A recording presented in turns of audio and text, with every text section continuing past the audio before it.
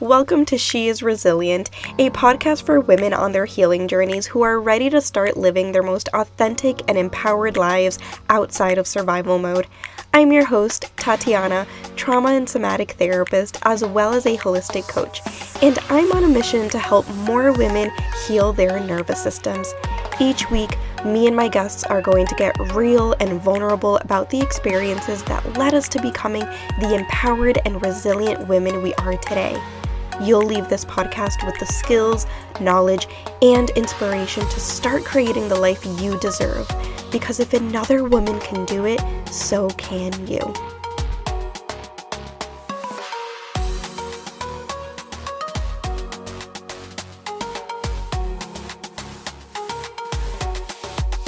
Welcome back to She is Resilient.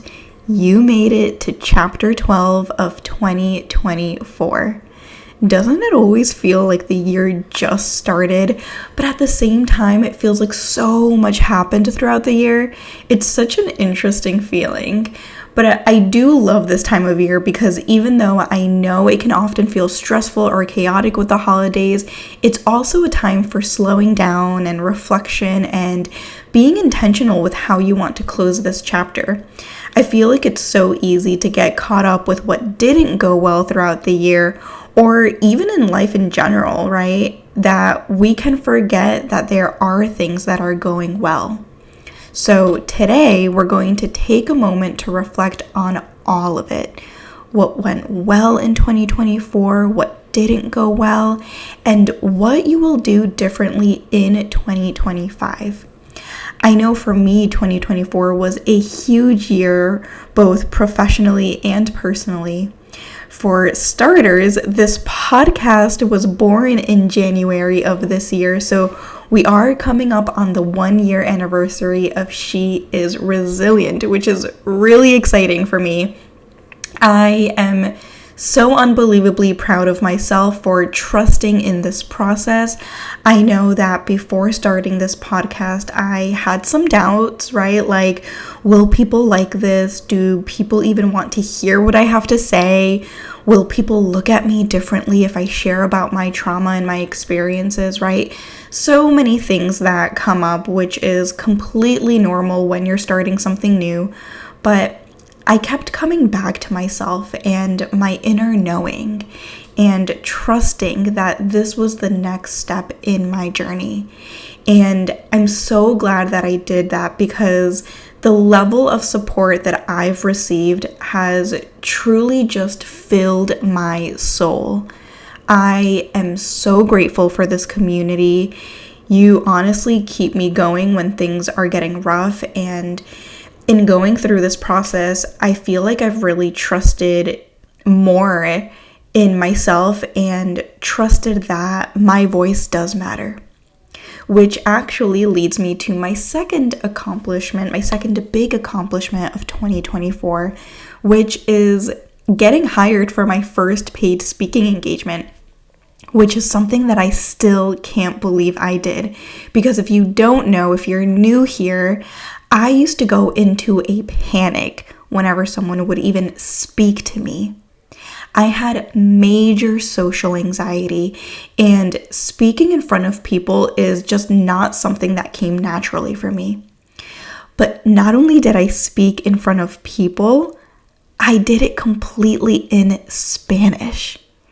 And if you haven't heard my episode, The Comfort Zone is Not Your Enemy, I invite you to go back and listen to that episode where I share all about how I landed the speaking engagement and how it has nothing to do with stepping out of my comfort zone. But this was such an incredible experience for me, and I know that it's only the beginning. So those are two of my big accomplishments for 2024. There were so many other accomplishments, and I have a jar full of things that happened to me this year, and I can't wait to open up that jar at the end of the year. And if you don't know what I'm talking about, this is my first time doing this. I have a glass jar, and every time something went well or something positive happened throughout the year, I would write it down on a sticky note and I would throw it into the jar. So I literally have a jar full of accomplishments and wins and things that went well throughout the year. But these two accomplishments were some of my biggest ones that I feel really proud of, so I wanted to share those with you. So I'll invite you to do the same. I'll invite you to take a moment to reflect on your year and think about what went well in 2024. What felt good to you? What were your proud moments?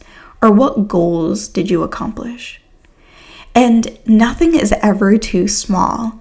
It could be that you started therapy for the first time, or that you started a routine, or that you trusted your intuition with something. Maybe you set more boundaries this year, or maybe you went back to school, or maybe it was simply the decision to be more intentional with how you honor yourself. And as you reflect on these actions or experiences, take a moment to notice how this feels in your body. Because we don't want to just live in the mind. We always want to drop into the body and have your entire body experience what your mind already knows. So for me, my accomplishments have felt empowering in my body. I feel a bright light radiating outwards from my chest. It feels strong and exciting. So just notice what those accomplishments feel like for you.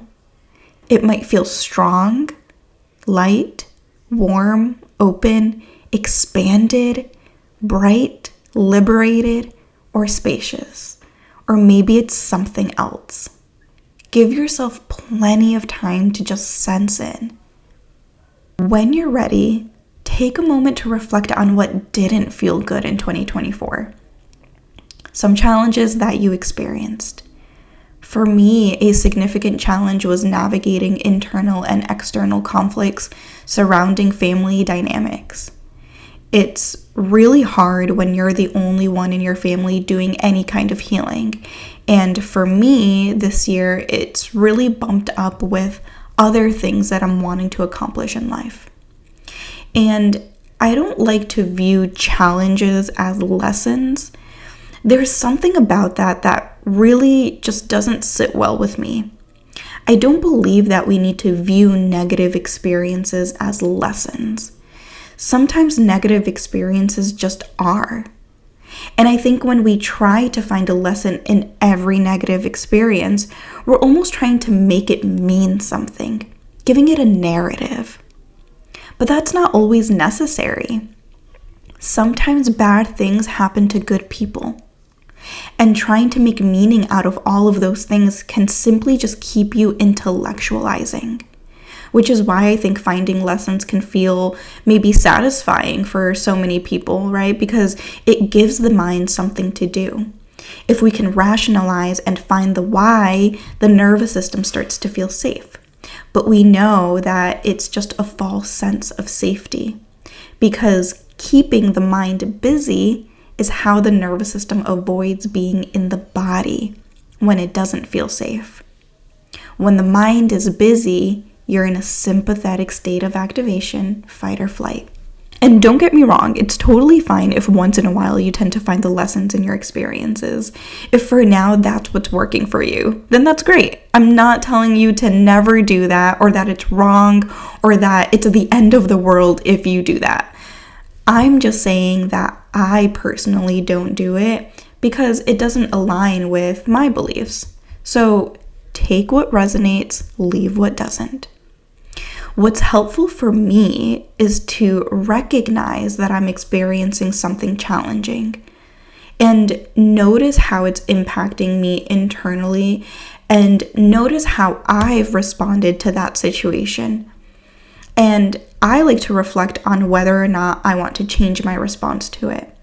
So for example, if I responded in a way that doesn't align with my best self, what can I do to change my response in the future?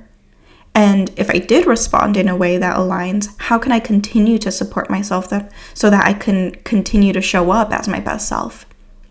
So if approaching your challenges in this way resonates with you, I invite you to do just that.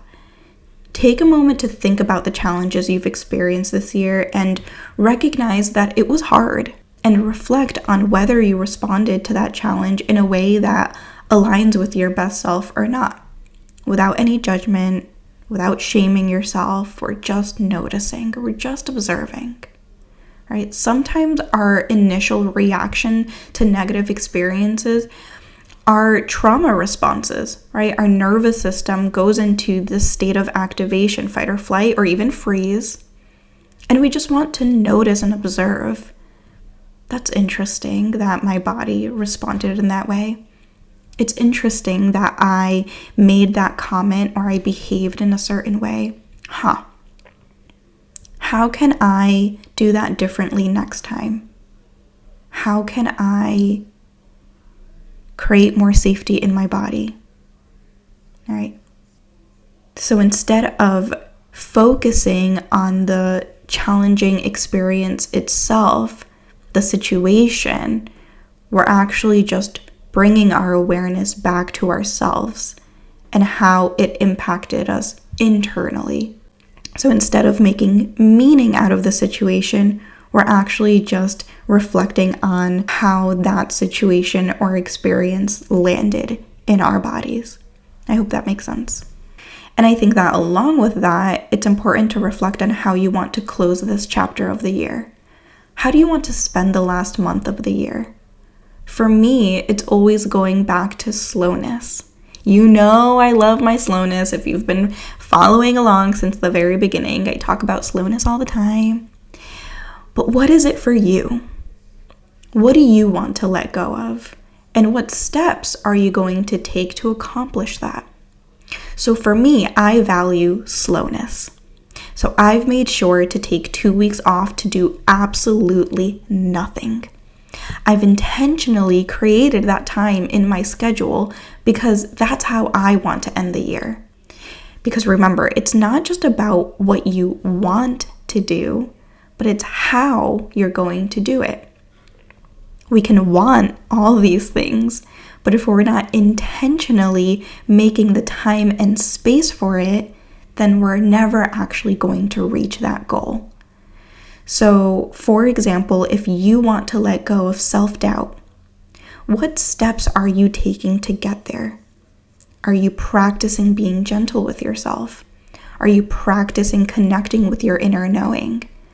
If you want to end the year feeling a sense of inner peace, what are you doing to reach that? Are you practicing creating safety in your body?